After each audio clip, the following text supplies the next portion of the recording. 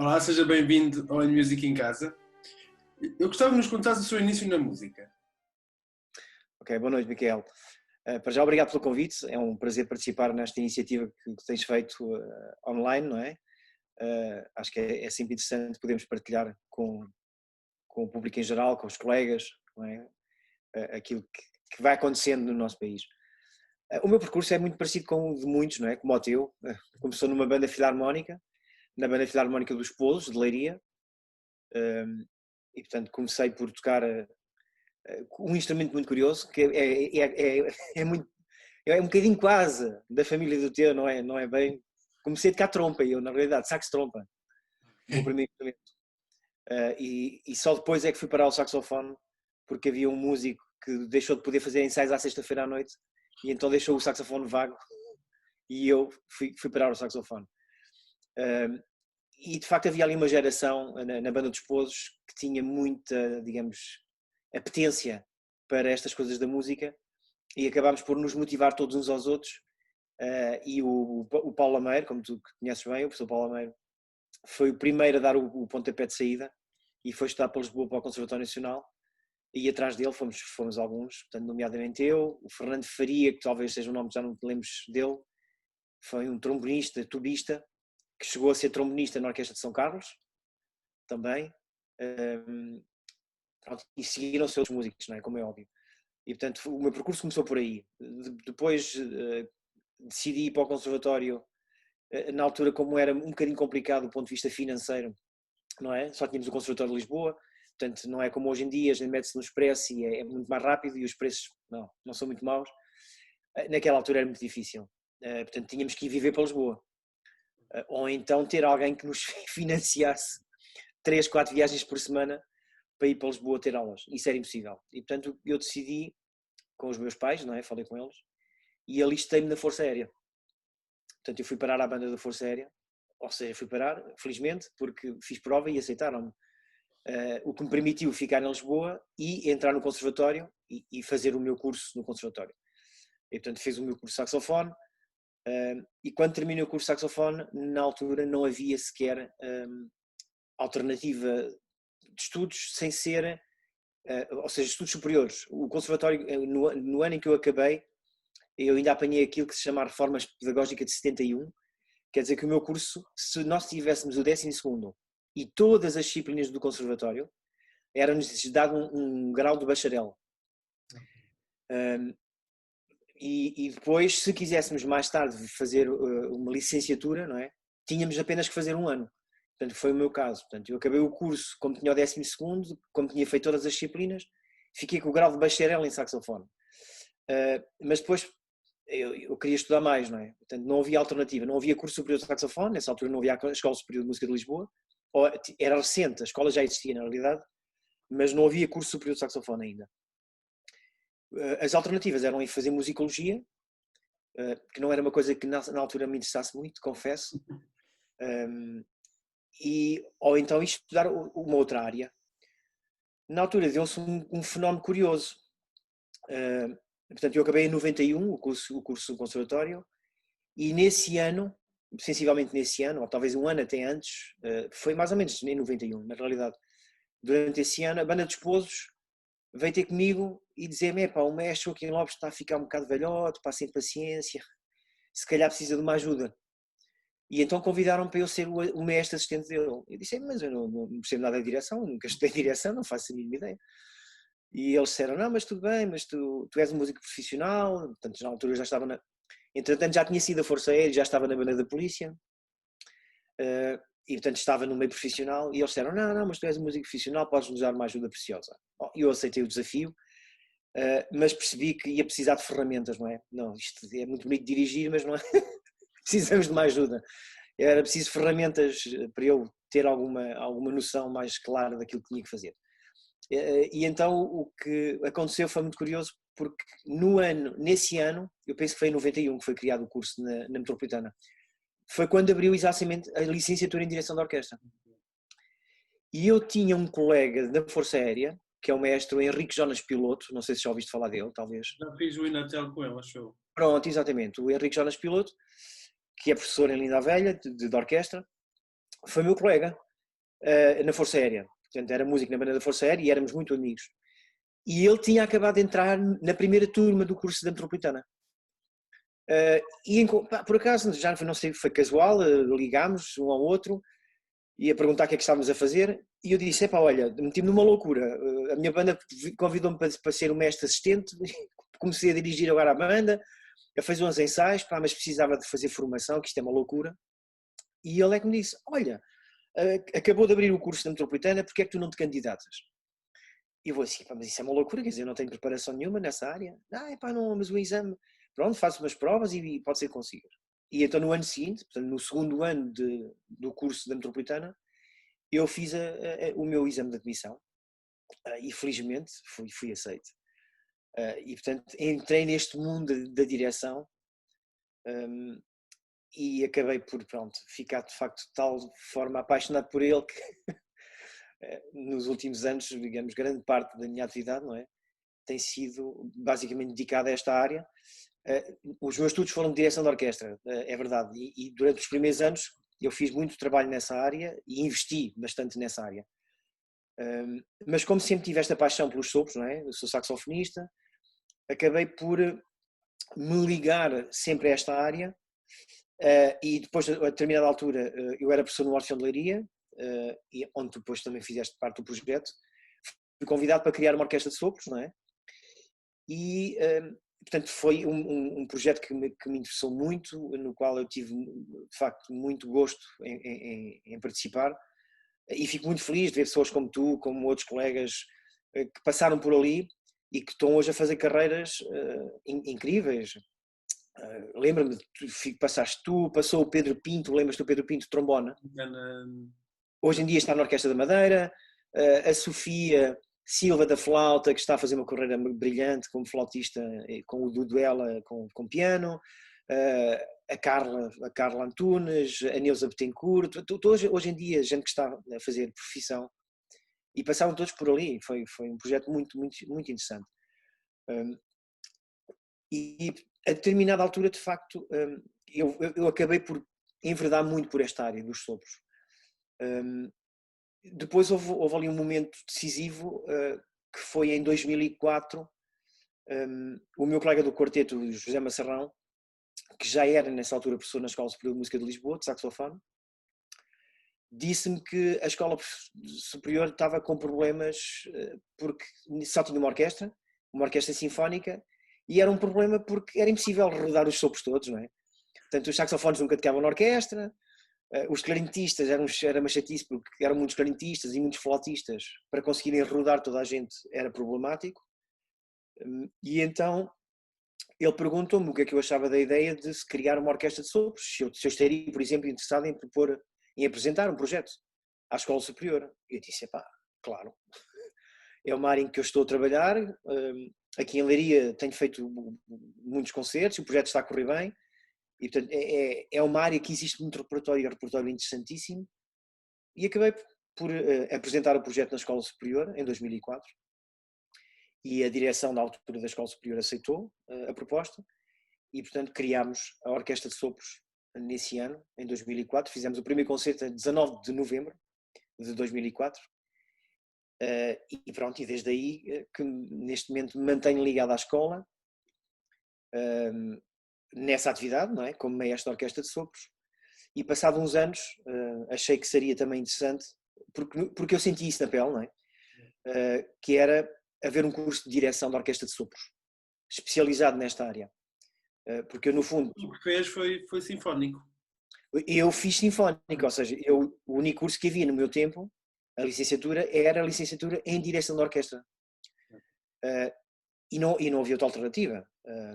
E mais tarde, depois foram criados uns mestrados, eu cheguei a ser professor num mestrado de direção da Orquestra de Sopros no Piaget, ainda houve durante alguns anos, mas depois também acabou.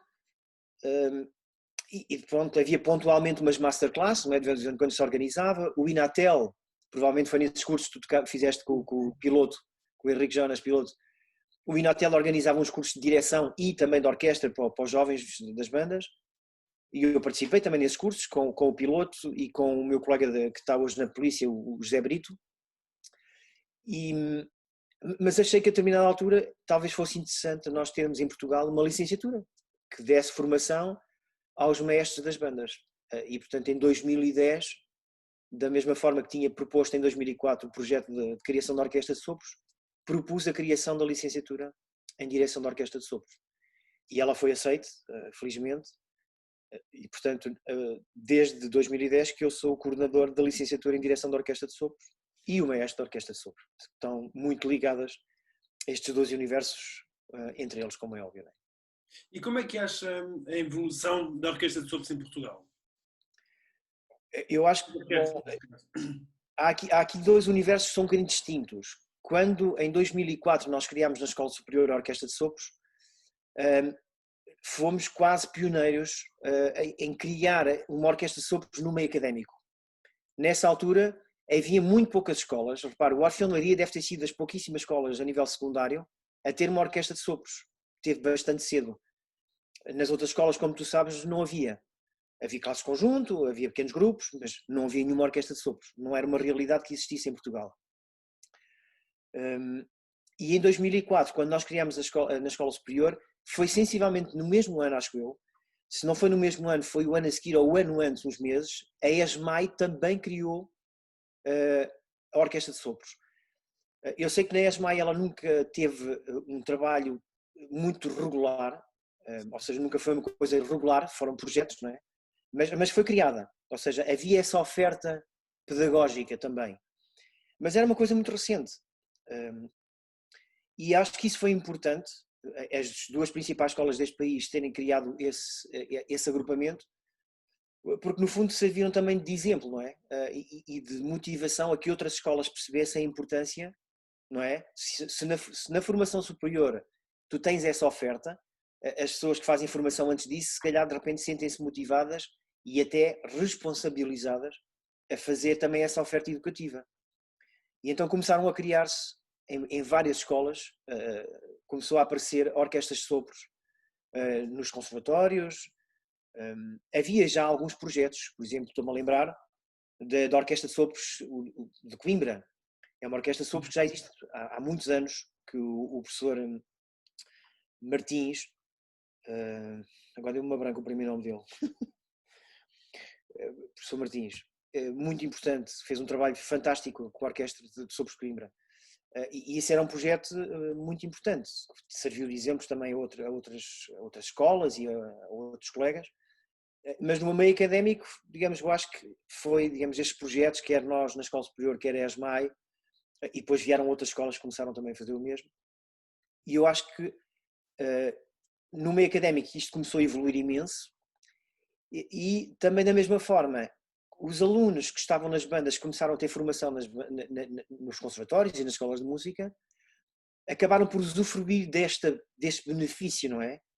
Isso fez com que as próprias bandas filarmónicas tenham subido o seu nível. Portanto, este fenómeno de orquestra de sopros, bandas, há pessoas que não gostam que a gente diga orquestra de sopros, há outros que têm muito medo de dizer banda. Eu não tenho medo nenhum dos nomes, assumo sem qualquer problema. Porque é que se chama Orquestra de Sopros na Escola Superior? É muito simples. Chama-se Orquestra de Sopros porque a unidade curricular chama-se orquestra. Sim, não, sim. não pode ter outro nome. E, portanto, como a unidade curricular é a orquestra, os alunos têm que fazer orquestra. E depois, dentro dessa orquestra, há a Orquestra de Sopros e a Orquestra Sinfónica. É só por causa disso. Podia perfeitamente chamar-se banda sinfónica, o que quisermos. Para mim, a questão do nome é muito pouco importante, sinceramente, porque o que interessa, e é isso que felizmente, respondendo também um bocadinho à tua pergunta, eu acho que tem evoluído imenso em Portugal o repertório, a atitude que as bandas têm perante o repertório pelo trabalho que têm feito, e isso acho que é super positivo. E se somos um país que tem muitos sopros, muito mais que violinos ou violoncelos, qual é a razão de não haver, por exemplo, bandas municipais, como por exemplo na vizinha Espanha, que tem bandas, ou a Holanda também tem bandas municipais, e em Portugal, se não quer dar ninguém, acho que não há. Acho que não há. Não, Houve pequenos projetos, mas não há algo, ou quer dizer, algo fixo, algo sem ser. Não é uma tradição que nós tenhamos. Mas devo dizer-te que aquilo que tu estavas a dizer foi verdade. Se calhar continua a ser verdade. Eu não posso dizer com total conhecimento isso. Mas na minha geração, sem qualquer dúvida, os sopros eram muito mais numerosos em Portugal do que as cordas. Hoje em dia, se quer se diga, Já começa, já. felizmente, já temos muita gente, muitas pessoas a tocar instrumentos de cordas e com muita qualidade, não é? Já temos cordas com muito bom nível. Agora, é óbvio que o património das bandas é riquíssimo. Há muitos, de facto, muitos músicos de sopro em Portugal. Estima-se, os últimos dados que nós tínhamos eram sensivelmente cerca de 800 bandas em Portugal, que envolveriam cerca de 40 mil músicos. Portanto, é muita gente. É muita gente. Agora, a questão das bandas municipais, porquê é que não existem? Isso acho que tem muito a ver com questões de tradição e de política, como é óbvio, não é? A vizinha Espanha, se calhar, soube tratar a tradição das bandas de uma outra forma, o que lhes permitiu, a determinada altura, perceber que as bandas filarmónicas eram não só um património artístico, cultural muito importante, como também, e eu acho que isso é uma razão importante, e que eu acho que em Portugal não se percebeu ainda isso, é um mercado tremendo, que gera muito dinheiro. E, portanto, se a gente pensar um bocadinho, não é? A quantidade de instrumentos que as bandas compram, partituras, fardamentos, isto tudo gera muito dinheiro. Sim. É óbvio. Portanto, se investisse neste mercado e se tornasse de facto este mercado profissional, isto gerava ainda mais. O problema é que não tem havido essa capacidade, quer dos municípios, quer, digamos, das instâncias acima dos municípios, do governo nacional, perceber com o património que nós temos de bandas em Portugal, não faz sentido, isto é a minha opinião, como é muito pessoal, não é? Mas para mim, não compreendo como é que o nosso país não tem de facto bandas profissionais, sem ser as bandas militares, não é? Como é óbvio. Porque as bandas militares têm uma função muito própria. E ainda bem que elas continuam a existir e que têm subindo a sua qualidade também, mas acho que era fundamental haver projetos como temos a BSP infelizmente ainda não conseguiu dar um salto totalmente profissionalizante, não é? E é uma pena porque é um projeto incrível, não é? Com qualidade incrível, mas não conseguem viver apenas da BSP. Portanto, todos os seus profissionais têm que dar aulas e têm que fazer outras coisas. Era um projeto que mereceria, não é? A meu ver, como é óbvio, mas não há vontade política com força suficiente para garantir que aqueles músicos possam exercer a sua atividade apenas promovendo a música, fazendo concertos, fazendo formação. Portanto, eu acho que essencialmente tem a ver com uma falta de entendimento daquilo que é a qualidade e a importância deste património, a importância que ele tem na formação dos músicos, das pessoas e das comunidades. E é óbvio que depois quem decide, quem tem o dinheiro, não é? São as localidades, são os municípios ou são as empresas. Repara, ainda há bocado estávamos a falar houve em tempos algumas empresas que chegaram a ter bandas particulares e eram bandas quase profissionais. Em Portugal? Em Portugal, sim. Foram poucas, mas ainda houve algumas. Não fazia ideia. Ainda houve algumas. E ainda houve algumas bandas municipais. Por exemplo, eu estou-me a lembrar, o Barreiro chegou a ter banda municipal. Pronto, era uma banda pequena, mas digamos que era uma banda profissional, mas eu penso que não era totalmente profissional, porque era composta por gente que trabalhava também para o município e que tocava em bandas e tinha feito formação, eventualmente, e portanto havia ali um meio termo, estás a perceber? Agora, sim, eu acho que era espetacular nós olharmos para o nosso exemplo vizinho de Espanha e conseguirmos ter algumas bandas.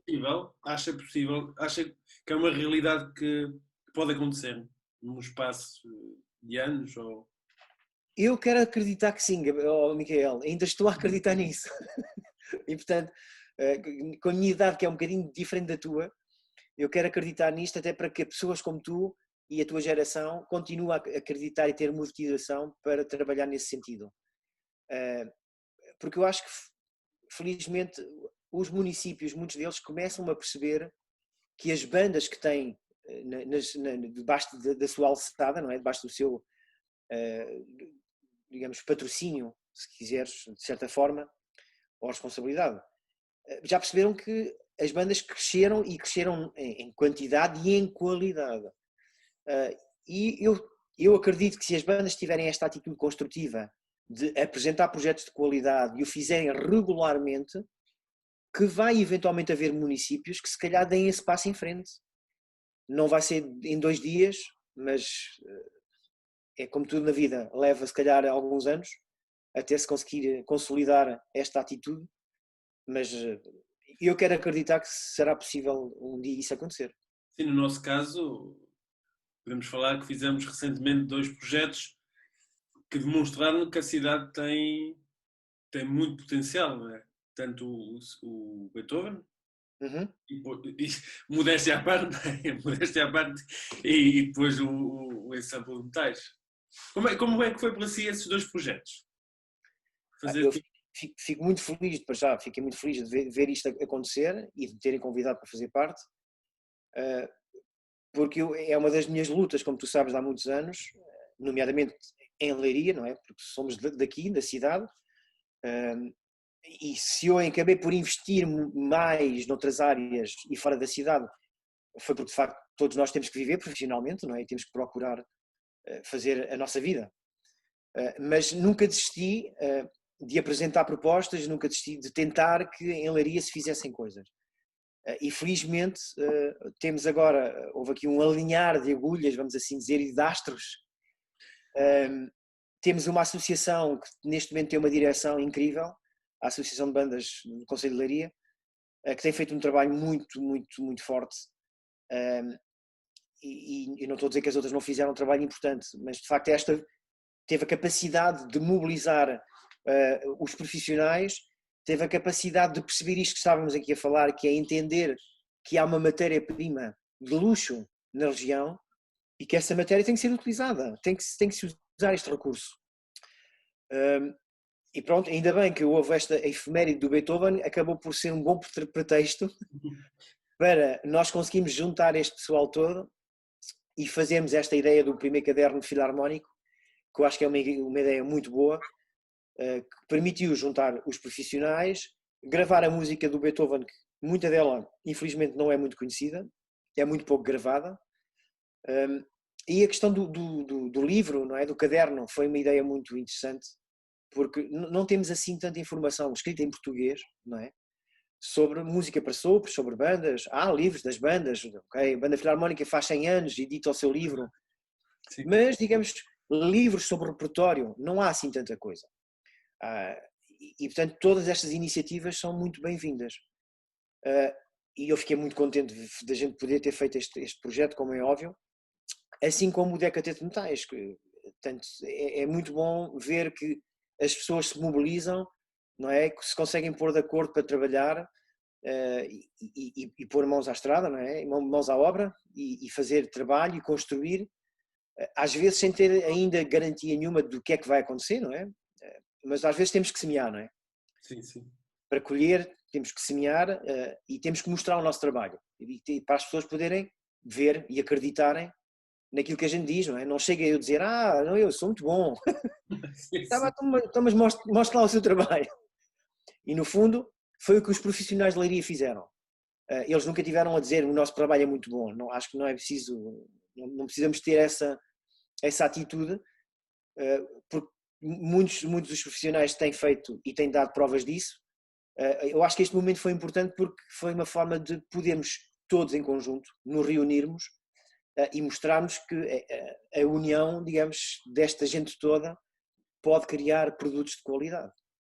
Sim, porque eu, falando por mim, eu não sabia, como tive tanto tempo na Alemanha, não fazia ideia do nível que estava já. Não, e quando cheguei, lembro de chegar ao ensaio pensando, uau, não fazia ideia. Uma pessoa puxa e não conhece, já passou Uhum. tantos anos, não é? E depois fiquei mesmo feliz de realmente pode-se fazer coisas muito, muito boas. claro. Bom, essa é a minha vantagem, como eu tenho um bocadinho mais anos do que tu, Conhece mais. dá-me esta possibilidade, ou seja, eu fui percebendo e fui acompanhando esta geração e de gente mais velha do que tu, como tu viste no ensemble, não é?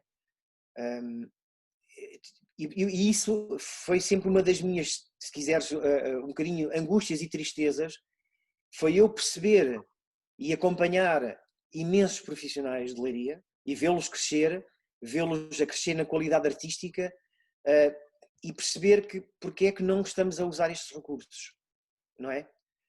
Repara, um dos primeiros projetos em que eu me meti um bocadinho em Leiria com as bandas e felizmente conseguimos mandar o projeto para a frente foi a banda sinfónica, não é? Da associação, que foi uma coisa um bocadinho diferente, mas no fundo era fazer perceber às pessoas que nós temos muitos talentos em Leiria e se nós alimentarmos isso, se potenciarmos esses talentos e os fizermos trabalhar a um alto nível, eles vão gerar, para já, vão gerar pessoas interessadas na música, bons ouvintes, pessoas bem formadas, mas também vão gerar bons profissionais.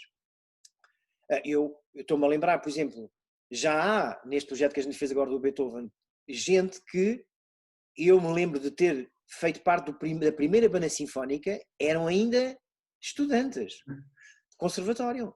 E hoje em dia já se formaram, já fizeram mestrados em instrumento. E isto é muito bom. Nós percebemos que há forma das pessoas poderem trabalhar, evoluir e fazerem essa evolução e essa carreira. E fico contente que tu próprio tenhas ficado surpreendido, porque é verdade, às vezes nós estamos, a matéria-prima está espalhada e nós não temos noção, acabamos por nem ter noção daquilo que temos em casa. Sim, sem dúvida. Não é? Essa é que é a verdade.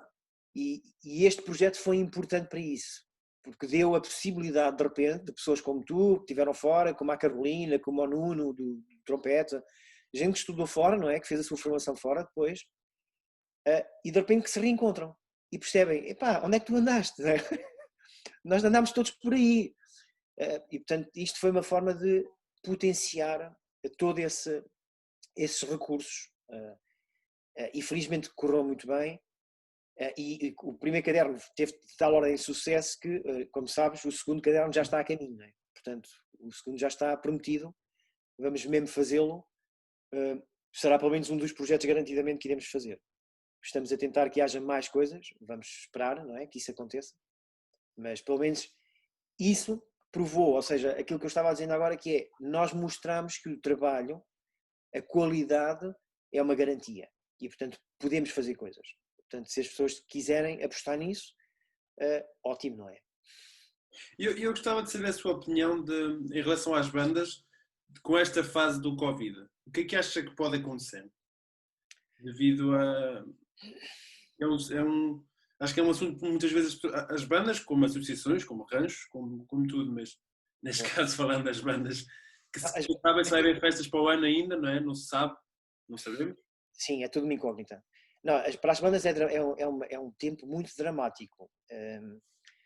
É um tempo muito dramático porque, de facto, as bandas temos que nos lembrar que, se calhar, antes de tudo, são associações que têm um caráter muito social, não é? De encontro.